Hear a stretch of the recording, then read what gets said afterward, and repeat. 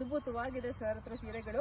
ಸುಮ್ನೆ ಹೇಳ್ತಾ ಇಲ್ಲ, ಹೆಣ್ಮಕ್ಳು ಒಂದ್ಸಲ ಬನ್ನಿ, ನಿಮಗೆ ಗೊತ್ತಾಗುತ್ತೆ ಅದ್ರ ಬೆಲೆ ಏನಂತ. ನಮ್ ದಾವಣಗೆರೆ ಅಂಗಡಿ ಬಗ್ಗೆ ಹೇಳಿ ಮೇಡಮ್, ನೀವು ನಿಮ್ಮಿಂದನೇ ಆಗ್ಬೇಕು ಮೇಡಮ್.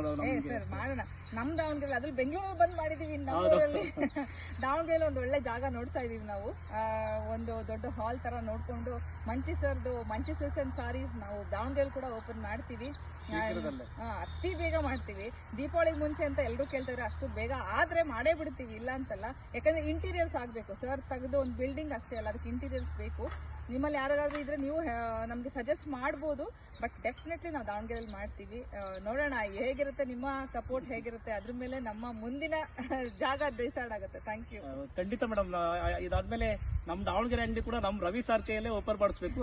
ಯಾಕಂದ್ರೆ ಅವ್ರ ಕೈ ಕೂಡ ಆ ತರ ನಮ್ ಬೆಂಗಳೂರು ಅಂಗಡಿ ಇವತ್ತು ಕೂಡ ನಮ್ ಅಂಗಡಿ ಫ್ರೀ ಇರೋಲ್ಲ ಅಂತಂದ್ರೆ ನಮ್ ರವಿ ಸರ್ ಕೈಯಲ್ಲೇ ಓಪನ್ ಮಾಡಿಸಿದ್ದು. ದಾವಣಗೆರೆ ಅಂಗಡಿ ಕೂಡ ಖಂಡಿತ ರವಿ ಸರ್ ಕೈಯಲ್ಲೇ ಓಪನ್ ಮಾಡಿಸ್ತೀವಿ. ನಮಸ್ಕಾರ.